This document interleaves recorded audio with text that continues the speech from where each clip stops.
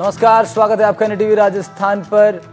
सबसे बड़े मुद्दे में आज बात होगी रक्षक बना भक्षक पर। जी हां, राजस्थान और राजधानी जयपुर में एक बार फिर कानून व्यवस्था पर बड़े सवाल खड़े हो गए हैं। जिला पुलिस पर जनता की सुरक्षा की जिम्मेदारी है और उसी पुलिस के एक कांस्टेबल ने 3 महीने की गर्भवती महिला की अस्मिता के साथ खिलवाड़ किया। अमानवीयता की हद देखिए कि उस महिला के 3 साल के मासूम बच्चों के सामने बलात्कार की घटना को अंजाम दिया गया है।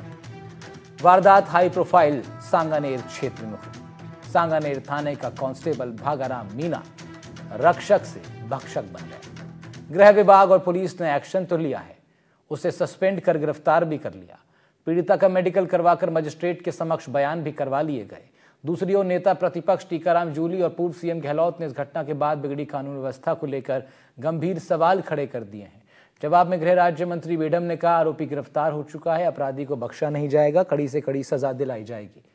आरोपी कांस्टेबल पर जिस होटल के कमरा नंबर 104 में रेप का आरोप है, एनडीटीवी राजस्थान की टीम ने उस होटल वाले से बातचीत की, मौके का मुआयना किया। पुलिस थाने पहुंचकर पूरी जानकारी जुटाई गई।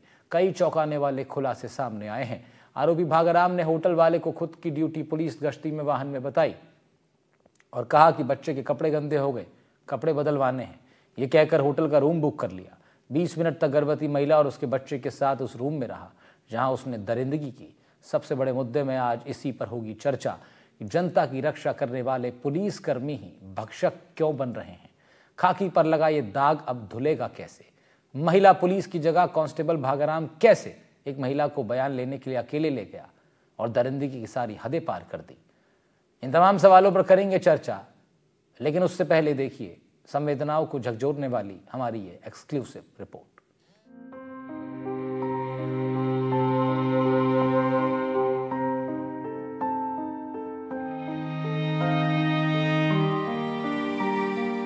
राजधानी जयपुर में शासन प्रशासन की नाक के नीचे एक गर्भवती महिला को उसके 3 साल के बच्चे के सामने उस पुलिस कांस्टेबल ने हवस का शिकार बना दिया, जिस पर महिला ने मारपीट के मामले में कार्रवाई का भरोसा किया था। राजधानी जयपुर से एक शर्मसार करने वाली घटना सामने आई है।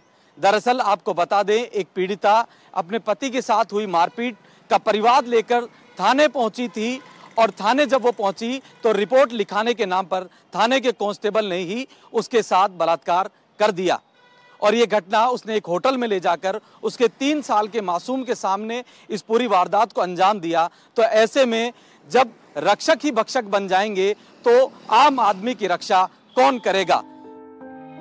आरोपी कांस्टेबल भागाराम को पुलिस ने गिरफ्तार कर लिया है। शिकायत दर्ज करने के लिए बयान के बहाने महिला को अपने साथ होटल में ले जाकर दुष्कर्म किया। महिला के पति ने दर्ज एफआईआर में बताया कि उनके साथ पड़ोसी ने मारपीट की थी, जिसके खिलाफ शिकायत देने पत्नी के साथ वो सांगानेर थाने गया। पुलिस आई और दोनों पक्षों को ले गई। कांस्टेबल भागाराम भी पुलिस बल में शामिल था।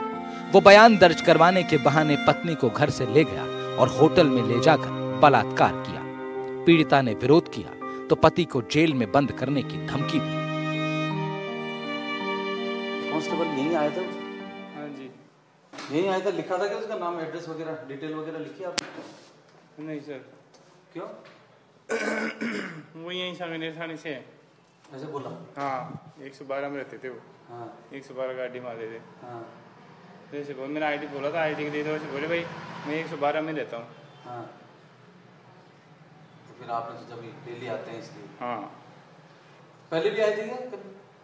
नहीं, ऐसे कभी नहीं है, ऐसे आते रहते हैं दिन में। उस दिन किसके साथ आए थे? एक लेडी थी, उनके साथ आए थे। फिर कितनी देर रुके? 20 मिनट। 20 मिनट रुके? हाँ, 10-15-20 मिनट रुके। जाते टाइम क्या बोले? कुछ नहीं बोले, सीधे निकले? हाँ। कितने नंबर रूम में गए थे? 104। 104 में थे? जी। आए किस टाइम थे लगभग? वो 10:44 के समथिंग आए थे। कितनी तारीख को? 8 तारीख को सुबह सुबह? हाँ। तो उनको बोला भी था आईडी के लिए, तो बोला कि मेरे रिलेशन में हम 2 ही बच्चे का कपड़ा चेंज कोई पोटी वोटी कर दिए, इसको चेंज करके भी 10 मिनट में निकल रहे हैं, ऐसा कोई बात नहीं। तब देने में देते। पूर्व सीएम अशोक गहलोत ने एक्स पर बयान जारी कर प्रदेश की बीजेपी सरकार पर निशाना साधा। गहलोत ने लिखा कि ये घटना महिला दिवस के दिन हुई, जब सरकार आईफा की चकाचौंध में खोई थी। रक्षक ही भक्षक बन गए हैं। सरकार को आरोपी को तुरंत बर्खास्त कर केस ऑफिसर स्कीम में मामला लेकर फास्ट ट्रैक पर सजा दिलवानी चाहिए। नेता प्रतिपक्ष टीकाराम जूली ने भी कहा, राजस्थान में रक्षक ही भक्षक बन गए तो कानून व्यवस्था का अब होगा क्या? महिला दिवस के अवसर पर सरकार बहुत बड़े बड़े दावे कर रही थी, लेकिन वहीं पे पुलिस कांस्टेबल के द्वारा एक महिला को रिपोर्ट दर्ज कराने जब वो गई तो उसके साथ बलात्कार किया जाता है उसके बच्चे के सामने। इससे बढ़ के क्या यहाँ की कानून व्यवस्था हो सकती है? जो सरकार नहीं सहेगा, राजस्थान के नाम पे वोट मांग के आज सत्ता के अंदर आई है, आज महिलाओं पे जो अत्याचार हो रहे हैं उस पर उन्होंने आंखें बंद कर। गृह राज्य मंत्री जवाहर सिंह बेडम ने कहा, हमारी सरकार ने तुरंत कार्रवाई की है। कहा कि आरोपी को गिरफ्तार कर लिया गया है और कठोरतम सजा दिलवाई जाएगी। गहलोत सरकार में पुलिस मूक दर्शक बनी रहती थी, लेकिन हमारी सरकार में अपराधियों को बख्शा नहीं जाएगा। मैं आपको इतना कह सकता हूं कि दोषी को किसी भी कीमत पर बख्शा नहीं जाएगा। कठोर से कठोर कार्रवाई हमारी सरकार उसके खिलाफ करेगी। मामले में सियासत अपनी जगह है, लेकिन सबसे बड़ा सवाल यह है कि अगर रक्षक ही भक्षक बनेंगे तो जनता किस पर भरोसा करेगी? 3 माह की गर्भवती महिला को इसी होटल में लाकर उस घटना को अंजाम दिया गया और उसके साथ उस वक्त 3 साल का उसका बच्चा भी था। बयान दिलाने थे थाने, लेकिन आरोपी सीधा लेकर आया 104 नंबर कमरे में। आरोपी कांस्टेबल भागाराम इसी होटल में पीड़ित महिला को लेकर पहुंचा था और बताया जा रहा है कि अक्सर वो इस इलाके में पुलिस की गाड़ी नंबर 112 में गश्त दिया करता था। और जब होटल पहुंचा तो होटल संचालक को भी उसने ये बताया कि वो इस इलाके में थाने की गाड़ी में ड्यूटी करता है और ये हवाला देकर कहा कि उसे बच्चे के कपड़े बदलवाने हैं और इसीलिए 15-20 मिनट के लिए रूम चाहिए, आईडी वो नहीं देगा, ऐसा उसने होटल संचालक को कहा। फिलहाल अब इस पूरे मामले की पुलिस जांच कर रही है और पुलिस का कहना है कि इस पूरे मामले में गहनता से जांच कर रिपोर्ट सौंपी जाएगी। मुबारक खान, एनडीटीवी, जयपुर। तो हमारी ये एक्सक्लूसिव रिपोर्ट आप देख रहे थे। इससे पहले अपने पैनल से चर्चा की शुरुआत करें कुछ इंफॉर्मेटिव ग्राफिक्स। आपको क्या है पूरा मामला आपने जाना। गर्भवती 3 साल के बेटे को लेकर भरोसा कर कांस्टेबल के साथ चली गई। दोनों को बाइक से वो होटल ले गया। बयान दर्ज करने के बहाने होटल में दुष्कर्म की घटना को उसने अंजाम दिया। साथ ही आप देखें कि विरोध करने पर उसने जबरन प्रयास किया। बताने पर पति को जेल भेजने की धमकी दी गई। पीड़िता के पति ने एफआईआर दर्ज कराई है, जिसके बाद अब पुलिस ने उसे गिरफ्तार कर सस्पेंड कर दिया है। लेकिन बहुत से सवाल हैं जिनके जवाब अभी जनता भी मांग रही है और पीड़ित भी वो जवाब चाहती है, न्याय चाहती है। प्रीति शर्मा भारतीय जनता पार्टी की प्रवक्ता के नाते से इस चर्चा में हमारे साथ जुड़ रही हैं। स्वागत है प्रीति जी आपका। प्रसन्ना के खमेसरा साहब पूर्व आईपीएस अधिकारी आप रहे, बहुत स्वागत आपका भी सर। आदित्य जैन जी आप एडवोकेट हैं, सुप्रीम कोर्ट में वकालत करते हैं, स्वागत है आपका। अतर सिंह गुर्जर साहब जुड़ रहे हैं, राजनीतिक विश्लेषक हैं आप। सबसे पहली शुरुआत हम लोग प्रीति शर्मा जी से करेंगे। सत्ताधारी दल को आप रिप्रेजेंट कर रही हैं हमारे पैनल पे। प्रीति, ये इस तरह की घटना, वो भी सांगानेर जैसे हाई प्रोफाइल क्षेत्र में, सीएम का इलाका है वो। सबसे बड़ा सवाल खड़ा ये हो रहा है कि भाई पुलिस के अंदरूनी कल्चर में क्या चल रहा है? क्या ये चल रहा है कि पुलिस वाले कुछ भी कर सकते हैं, सिस्टम उन्हें बचा लेगा? ऐसी सोच अगर पुलिस वालों की है तो इसका कारण क्या है? क्योंकि ये एक व्यक्ति का काम इसको मैं नहीं समझता हूँ, ये एक सिस्टम का काम है जिसने उस पुलिस वाले को इतनी हिम्मत दी कि वो ये सोच बैठा कि अगर वो ऐसा कुछ कर भी देता है तो कुछ भी नहीं होगा उसके साथ। आप लोग की सरकार कितनी जिम्मेदार है इस कल्चर को खत्म ना कर पाने के लिए? राहुल जी, बलात्कारियों का कोई सिस्टम नहीं होता, कोई जाति नहीं होती, कोई धर्म नहीं होता। ये मानसिक विकृति, मानसिक रोग से पीड़ित लोग हैं जिनका एक ही इलाज है सजा, और उनकी तुरंत गिरफ्तारी हो चुकी है और पुलिस कार्रवाई कंटिन्यू कर रही है। रही बात अशोक गहलोत जी के स्टेटमेंट की या प्रतिपक्ष के नेता जूली जी के स्टेटमेंट की, तो वो शायद अपना समय भूल गए जब आईएएस और आरपीएस इस तरीके की घटना में लिप्त हुआ करते थे और उन्हें केवल खाना पूर्ति के लिए सस्पेंड कर दिया जाता था, उसके बाद उन्हें प्रमोशन दिया जाता था। साथ ही साथ आप ये भी भूल गए, वो विधानसभा में खड़े होकर उनके खुद के वक्तव्य के कि 75% तो झूठी घटनाएं होती हैं, रेप की, बलात्कार की घटनाओं की झूठी रिपोर्ट दिखाई जाती है। वो उन मंत्रियों के भी उनके स्टेटमेंट भूल गए जिनके कहा करते थे ये तो मर्दों का प्रदेश है। कम से कम उनको शर्म आनी चाहिए कि आज की सरकार तुरंत कार्रवाई कर रही है ऐसी घटनाओं पर और महिला सुरक्षा के लिए प्रतिबद्ध है। महिला सुरक्षा के लिए बजट में भी बहुत बड़ा अंश महिला सुरक्षा के नाम पर रखा गया है। कांस्टेबल की भर्ती की बात करें तो कांस्टेबल की भर्ती के लिए विज्ञप्ति निकल चुकी है। आप बात करें यूनिट की तो एंटी रोमियो यूनिट का गठन हो चुका है। आप बात करें पेट्रोलिंग यूनिट की तो उसका गठन हो चुका है। तो महिलाओं की सुरक्षा के लिए हमारी सरकार प्रतिबद्ध और लगातार काम कर रही है। जो अपराधी है वो बख्शा नहीं जाएगा, ये कंफर्म है। उसके साथ जो व्यवहार होना चाहिए वही होगा, उसको जो सजा मिलनी चाहिए वो सजा मिलेगी।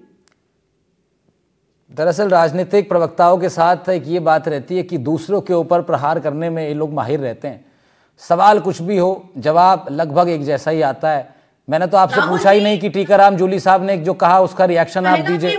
मैंने तो आपसे कहा ही नहीं कि आप गहलोत साहब के ऊपर रिएक्ट कीजिए। उस सवाल पे मैं आपसे आता, मैंने चर्चा की शुरुआत इस बात से की ही नहीं। लेकिन राजनीतिक प्रवक्ताओं ने एक अपना पैटर्न सेट कर लिया है। आप लोगों ने अपना एक पैटर्न सेट कर लिया है कि सवाल कुछ भी हो, बात कहां से शुरू की जाएगी। सवाल ये नहीं था प्रीति जी, सवाल सुन लीजिए पहले। सवाल ये था कि आपकी सरकार सत्ता में है, आपके लोग सत्ता में हैं, क्या एक ऐसा कल्चर आप लोग अभी तक सेट नहीं कर पाए 1.5 साल के अंदर कि आपके तमाम पुलिस वालों को ये प्रीति जी सवाल आप सुनेंगी, जवाब आपको पूरा देने का मौका मिलेगा। अब तक आप लोग अपने अधिकारियों से ये कल्चर सेट नहीं करवा पाए हैं कि पुलिस वालों के जहन में ये बात रहे उनके दिमाग में कि अगर तुमसे कोई गलती हुई तो कोई बचाने नहीं आएगा। इतनी हिम्मत कोई पुलिस वाला कर गया कि बिना महिला कांस्टेबल के वो पहुंच गया उसके घर। तो ये इसका क्या इसको सिर्फ एक व्यक्ति की आप दोषी ठहरा करके बात खत्म कर देंगी? ये दोष तो सिस्टम को भी इसमें जिम्मेदार ठहराना पड़ेगा प्रीति जी। व्यवहार नहीं किया गया है उसके साथ, आम आदमी की तरह बलात्कारियों को वाला व्यवहार किया गया है, उसको गिरफ्तार कर लिया गया है। तो आप ये कैसे कह सकते हैं कि उसके दिमाग में ये रहेगा कि मैं पुलिस अधिकारी हूं तो गिरफ्तार तो आपको करना ही पड़ेगा। और गिरफ्तार भी नहीं करेंगे आप, फिर क्या करेंगे? माला पहनाएंगे उसको? गिरफ्तार तो करना ही पड़ेगा। सवाल तो ये है कि तमाम जो पुलिस वाले हैं, पूरा जो सिस्टम है, उनके जहन में ये बात रहनी चाहिए, एक ये ऊपर से आदेश इस तरह का डाउन द लाइन जाना चाहिए कि अगर आप यूनिफॉर्म में हैं, अगर आप सरकारी आदमी हैं तो आपकी गलती बख्शी नहीं जाएगी। अगर ये तो अब कार्रवाई होगी, ये बहुत अच्छा है, लेकिन अब तक क्या, मैं आपसे ये जानना चाह रहा हूं, क्या अब तक इस तरह की मैसेजिंग थी सिस्टम के अंदर? क्यों नहीं थी राहुल जी?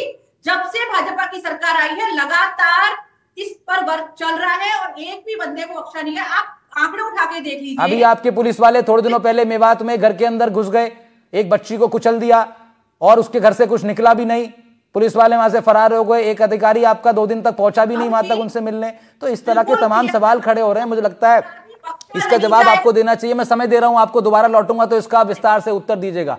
अतर सिंह गुर्जर साहब हमारे, उनके पास चलते हैं। अतर सिंह जी, क्या इस तरह के जब प्रकरण होते हैं तो जो मौजूदा सरकार होती है, जब उसका आकलन होगा तो क्या उनके लिए ये ठीक है? क्या उनके लिए थोड़ा गंभीर चिंतन का विषय है कि कहीं ऐसा ना हो कि भाई इस तरह के प्रकरण कुछ 1-2 बेकार लोगों की वजह से भाई पूरे सिस्टम पे सवाल खड़े हो जाते हैं? तो क्या सरकारें इसको इस ढंग से देखती हैं कि उनका जब आकलन होगा तो फिर इन चीजों की भी चर्चा होगी?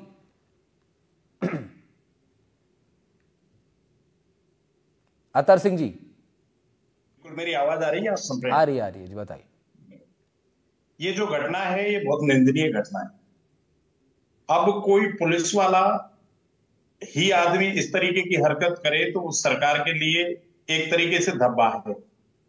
पुलिस का अपना सिस्टम होता है, पुलिस कानून व्यवस्था को बनाए रखती है, रक्षक होती है, आम जनता पुलिस की मौजूदगी में चैन से रहती है। एक कल्पना तो ये लेके की जा सकती है, लेकिन अगर कोई भी आदमी पुलिस वाला ही हैवानियत में आ जाए तो उस सरकार के लिए धब्बे की बात है। ऐसी बात नहीं है कि पहले ये सब बन्नी होते थे, अपराध होते हैं और अब से पहले भी अपराध हुए हैं, लेकिन जिस तत्परता से काम हुआ है, बहुत निंदनीय काम हुआ है। काम भी जो किया है वो पुलिस वाले ने तो तत्परता दिखाते हुए इस गवर्नमेंट ने जिस तरीके से उसको गिरफ्तार किया है, उस कानूनी प्रोसीजर को आगे बढ़ाया है, ये तो एक अच्छी बात है। लेकिन पुलिस वाले के खिलाफ इस तरीके की घटनाओं में एक इस तरीके का गवर्नमेंट को मैसेज देना चाहिए ताकि पुलिस में भी और आम जनता में भी एक गुड मैसेज है। दोबारा इस तरीके से किसी रक्षक को भक्षक बनने के लिए 3 बार सोचना पड़े, 100 बार डरना पड़े, 3 बार मरना पड़े। नहीं, राजस्थान पुलिस का तो मोटो ये है कि आम जनता में विश्वास और अपराधियों में भय। यहाँ तो प्रसन्ना साहब उल्टा होता हुआ नजर आ रहा है, अपराधियों में विश्वास जग रहा है, आम जनता में भय। आपको लगता है कि इसमें हमें रूट पे जाना पड़ेगा? मैं इसको बिल्कुल ऐसा मत समझिएगा कि मतलब आक्रोश में आके मैं ऐसी बात कर रहा हूं, बिल्कुल नहीं।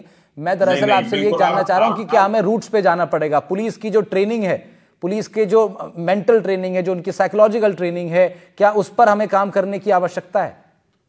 प्रसन्ना साहब 100% उस पर काम करने की आवश्यकता है। मैं प्रसन्ना साहब के पास जा रहा हूं। प्रसन्ना के खमीसरा साहब जवाब देंगे इसका। राहुल जी, आपका आक्रोश बिल्कुल वाजिब है। इस पे काफी मुद्दे इस पूरी चर्चा में शामिल होते हैं। सबसे पहली बात यह है कि चाहे कोई भी सरकार हो, क्योंकि हम इससे सरकार को और इस घटना को थोड़ा हमें अलग रखना पड़ेगा, क्योंकि चाहे कोई भी सरकार रही हो, इस तरह की घटनाएं आपने भी देखी होगी, हमने भी सुनी और ऑब्जर्व भी करी है। पुलिस की नौकरी में 35 साल की नौकरी में काफी घटनाएं ऐसी देखी हुई है। राज किसी का भी रहा हो, ये घटनाएं होती रही है। इस तरीके से जो गलत घटनाएं कुछ लोगों के द्वारा की जाती रही है। और इसमें बात सेकंड चीज ये आती है कि सिस्टम में क्या करना चाहिए। सिस्टम में इसके लिए बहुत रिक्वायरमेंट तो काफी दिए हुए हैं, बहुत ही मॉडस ऑपरेंडी बिल्कुल क्लियर है कि आप किसी लेडी को इस तरीके से बयान के लिए बुला नहीं सकते, ना ले जा सकते। ये तो बिल्कुल ही जो मॉडस ऑपरेंडी जो एक हमारा जो एक ऑपरेशन का जो तरीका रहा है पुलिस का, उसका टोटली इसमें उल्लंघन किया गया है। तो सिस्टम तो बना हुआ है, लेकिन उस सिस्टम को फॉलो करवाने की जिम्मेवारी हमारे अधिकारियों की है, जो लोकल अधिकारी हैं। और इसमें निश्चित तौर पे बहुत पीड़ा का विषय है कि इस तरीके से जब सीनियर अधिकारियों को ये चीज देखना चाहिए था कि उनके जूनियर क्या चीज कर रहे हैं, क्या नहीं कर रहे हैं, तो उनकी रेस्पॉन्सिबिलिटी इस चीज में मैं मानता हूँ। ऐसी घृणित घटनाएं समाज में बहुत गलत असर डालती है, क्योंकि जब पुलिस का व्यक्ति जो एक प्रकार से समाज में सरकार का प्रतिनिधित्व करता है, पुलिस कैसे काम करती है उससे सरकार पे बहुत फर्क पड़ता है। तो इन चीजों को हमारे अधिकारियों को भी बहुत देखना होगा। सिस्टम बना हुआ है, लेकिन प्रसन्ना साहब क्या जो वो थाना क्षेत्र है, क्या उस पर एक सवाल इसमें ये खड़ा होता है? मैं जानना चाह रहा हूँ कि भाई कोई एक प्रोफेशन है, पुलिस भी एक प्रोफेशन है, हालांकि it's more than a job. Of course uniform में जब आप हैं तो it's more than a job what you are doing, लेकिन फिर भी एक प्रोफेशन है आपका। मैं समझना चाह रहा हूँ, सामान्यतः आदमी किसी दफ्तर में काम करता है और वहां पर अगर वो इनडिसिप्लिन करे जा रहा है कोई व्यक्ति, तो उससे एक मैसेज ये भी जाता है कि शायद ऑफिस के जो भाई सीनियर्स हैं उन्होंने ऐसी छूट दे रखी है कि कोई जो है कुछ भी करता रहे, कोई दिक्कत नहीं। उसी पैटर्न को अब मैं सरकारी उस पर लेके आ रहा हूँ। एक कांस्टेबल अगर ये हिम्मत कर पा रहा है कि वो ऐसे जाएगा एक महिला को वहां से लेकर के उसको बहला के झूठ बोल करके और ये कुकर्म कर देगा, तो वो ये तो जान ही रहा है ना कि इसके बाद कार्रवाई तो बहुत भयंकर हो सकती है, लेकिन फिर भी वो कर बैठा ये चीज और इतनी हिम्मत कर गया खुलेआम ये चीज करने की। तो क्या मैं समझना चाह रहा हूं, सिस्टम जो थाने में चलता है, वो माहौल जो होता है, क्या वो ऐसा रहता है, ऐसा बन गया? ऐसा सवाल खड़े हो सकते हैं कि भाई ये थाने का कल्चर ऐसा बन गया कि भाई सारे पुलिस वालों की एक बदमाशी हो गई है, मतलब पुलिस वाले ही अपने आप में बदमाश हो गए? जी नहीं, इससे मैं सहमत नहीं हूँ। ये जरूर है कि थाने के जो सीनियर अधिकारी रहे हैं और उस इलाके के जो अफसर रहे हैं, उनकी थोड़ी कहीं ना कहीं इसमें वीकनेस रही है कि उनके नीचे अधीनस्थ इस तरीके से कैसे काम करे। बाकी एज ए सिस्टम कहीं भी कोई इसमें अंदर इनबिल्ट सिस्टम में कोई फॉल्ट नहीं है। सिस्टम में काफी प्रोविजंस दिए हुए हैं, अगर उन प्रोविजंस का अगर पालना हमारे अधिकारी करें, कर्मचारी करें, तो बहुत टाइट प्रोविजन है और इसमें बहुत सख्त सजाओं का भी। और इवन आप ये मानेंगे कि मानवाधिकार आयोग से लेकर सारे जितने भी चेक एंड बैलेंस बने हुए हैं वो इस मामले में बड़े सख्त हैं। कोर्ट भी इस मामले में बड़ी सख्त है। लेकिन फिर भी ऐसी इस तरीके की जो घटनाएं हुई है तो डेफिनेटली सीनियर अधिकारियों को भी अपने आप में मनन करना पड़ेगा कि उनके नीचे के लोग इस तरीके से हरकत कैसे कर बैठे। ठीक बात है। और शायद बीच बीच में कुछ ट्रेनिंग सेशंस भी बहुत जरूरी हैं जो होते हैं। बिल्कुल, ट्रेनिंग सेशन बराबर चलते हैं। इन सारी चीजों में बहुत ट्रेनिंग पे पूरा ध्यान रहता है। लेकिन इस तरीके की जो बदमाशी की इसको न केवल अगर ये घटना सही पाई जाती है तो उसको तुरंत नौकरी से भी बर्खास्त करना चाहिए। अरेस्ट तो एक ठीक है, नॉर्मल बात है, लेकिन क्योंकि कोई भी घटना करेगा अरेस्ट तो होगा, लेकिन आदित्य जैन साहब भी हमारे साथ हैं, एडवोकेट हैं सुप्रीम कोर्ट में। आदित्य जैन साहब, मैं आऊंगा आपके पास, पूरा जरा आपसे समझेंगे 2-3 मिनट में कि क्या कुछ कार्रवाई हो सकती है। एक बार प्रीति जी के पास में फिर से जाना चाह रहा हूं। प्रीति जी, अब आप उसका उत्तर जरूर दें कि भाई अब जो विपक्ष जिस तरीके से इस पूरे प्रकरण को राजनीतिक रूप से भी उसका वो इस्तेमाल करना चाहेगा, अब ये घटना हो चुकी है, इसके बारे में चर्चाएं हो रही हैं, लोगों में आक्रोश है, बात सबके सामने। अब कैसे अब आप लोग डील करेंगे इसमें, क्या कार्रवाई आप लोग प्लान कर रहे हैं और क्या कुछ अब आपकी आगे की योजना रहेगी?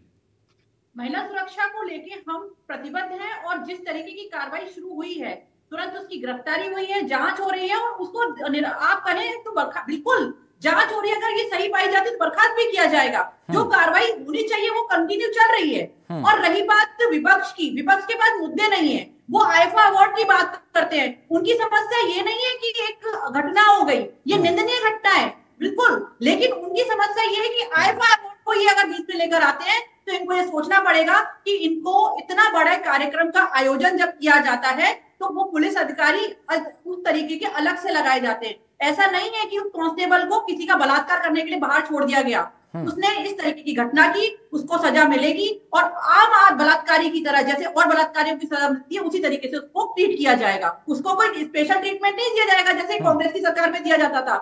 आरएएस और आईपीएस अधिकारी इसमें लिप्त थे, उनको प्रमोशन दिया गया, थोड़े दिन उनको बर्खास्त करके सस्पेंड करके फिर प्रमोशन दे दिया गया। इस तरीके की कार्रवाई हमारे यहाँ नहीं चलती है। भाजपा सरकार प्रतिबद्ध है और भाजपा सरकार तुरंत कार्रवाई करेगी।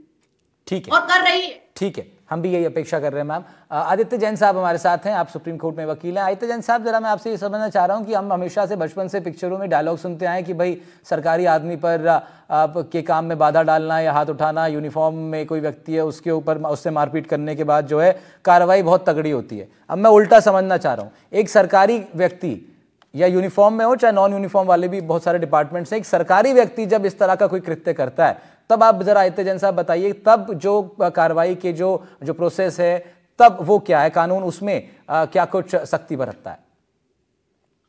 जी, इसमें दो पहलू हैं। पहला पहलू तो यह है कि जो सरकारी आदमी अपनी सरकारी जो सेवाओं हैं उसका निर्वहन करते हुए कोई गलत काम करता है तो उसके खिलाफ क्या कार्रवाई होती है। एक पहलू ये है। दूसरा पहलू ये है कि जो आमतौर पे कोई गैर कानूनी काम करता है तो उसके खिलाफ कार्रवाई क्या होती है। ये जो प्रस्तुत प्रकरण है ये दूसरी कैटेगरी में आएगा, क्योंकि जब पुलिस वाले या कोई भी पुलिस अधिकारी पूछताछ करने के लिए किसी को बुलाता है तो पहली बात तो थाने में पूछताछ करनी चाहिए और थाने में बयान रिकॉर्ड करने चाहिए और वही सारी कार्रवाई होती है। ये पहला बहुत कम ऐसा केस मैंने देखा है कि जहां कोई पुलिस कांस्टेबल इतनी हिम्मत कर गया कि एक महिला और को मतलब एक तीसरी जगह लेके गया और वहां उसका दुष्कर्म किया। मतलब ये बहुत, इसकी जितनी निंदा की जा सके उतनी कम है। और ये भी सांगानेर क्षेत्र में जो मुख्यमंत्री का खुद का क्षेत्र है जहां से वो चुनाव जीत के आए हैं, तो ये एक बहुत ही खौफनाक मैं बोलूंगा एक चीज है जो हुई है और ये समाज की जो दुर्दशा है उसको पूर्णतया दर्शाता है। और बिल्कुल, आप गंभीर बात उठा रहे हैं आदित्य जैन साहब आप भी, लेकिन तो मैं थोड़ा ये भी जरा चाह रहा हूँ आप टेक्निकली भी जरा बताएं कि इसमें अगर ये कृत्य सही पाया जाता है, अगर आरोपी दोषी पाया जाता है तो फिर इसमें क्या कुछ वर्डिक्ट जो है वो कोर्ट की तरफ से आ सकता है? ये इसमें सीधी तौर पे अगर दोषी पाया जाता है तो आजीवन कारावास, मृत्यु तक की सजा का प्रावधान है इसमें और रेप का ऑफेंस बनता है इसमें और ये क्लियर कट प्रावधान है इसमें। जो जब केस चलेगा या दोषी पाया जाएगा अगर कांस्टेबल तो उसको आजीवन कारावास की सजा से दंडित किया जाएगा। ठीक है, और उसके खिलाफ सख्त से सख्त कार्रवाई होगी और ऐसे प्रकरण में मुझे नहीं लगता कि बेल भी होनी चाहिए। ठीक है, नॉन बेलेबल ये पूरा प्रोसेस रहने वाला है। अतर सिंह गुर्जर साहब, ये भी जरा बताइए कि अभी विधानसभा में तमाम मुद्दों को लेकर के विपक्ष भी हमलावर नजर आया है। अब विपक्ष के लिए ये एक और मुद्दा हो गया जिस पर वो चाहेगा इस मुद्दे को भुनाना, सरकार की छवि को धूमिल करने का विपक्ष के पास, अगर विपक्ष के पॉइंट ऑफ व्यू से देखें तो अब एक और मुद्दा उनको मिल गया है। कैसे आपको लगता है इस मुद्दे को लेकर राजनीति कैसे वर्क करेगी अब आने वाले दिनों में?